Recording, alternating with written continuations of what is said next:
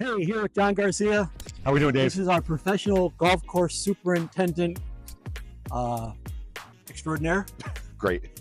Great guy, very helpful, very useful. John's got a great background that we rely on for his advice and his counsel. One of the things that we struggled with and are struggling with over the last 2 years are some crazy weather patterns that have brought on a lot of disease problems. As an industry, the lawn care companies, we've kind of been more in reactive mode. We treat it when we see it and only when it's necessary.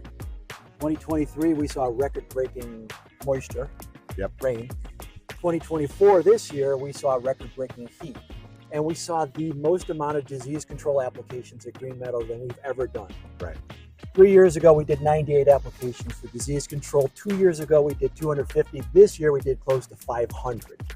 Next year, we don't want to do 900 fungicides, John. So we're feeling that snowball. We're trying to catch it. How are we going to stay ahead of it? So I think we got to look at a couple of different things when we're talking about turf grass diseases, especially in lawn care. And one of the main things is that folks always ask, well, what is a turf grass disease? And I think that's a good place to start so that we could then begin to understand why we're seeing more of it in the last couple of years. What a turf grass disease basically is, unlike when we get sick, It's usually a viral or a bacterial type scenario that gives us a cold or a flu or something along those lines. With turf grass, what's actually afflicting the grass is a parasitic fungi, micro mushrooms, if you will. And those are always inherent in the soil and in the thatch layer of the grass. And all they're waiting for is the right environmental conditions to present themselves to start to grow. And the way that they do that is they actually send a little taproot into the grass plant, whether it be into the root or into the crown of the plant or into the foliage of the plant. And they send that taproot in so that they can suck the carbohydrates, the sugar water out of the plant. And that's what helps them perpetuate and grow more and more and more. It feels like in New England the last couple of years, our seasons have kind of shifted, where we stay cooler later into the spring, and then it gets really hot really fast. We basically skip spring.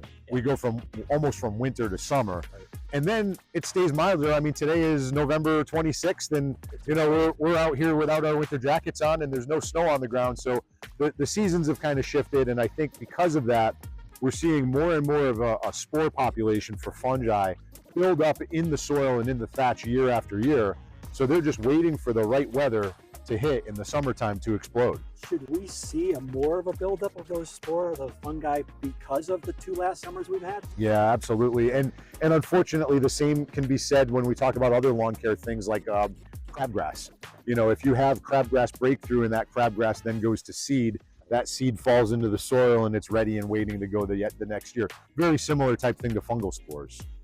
When you have a problem such as Pythium or summer patch, which have been rampant over the last couple of years in New England, you could actually have already lost 30 to 50% of your root system with summer patch before you visually see an effect of that on the surface. So it becomes very difficult to step in at that point and make an improvement.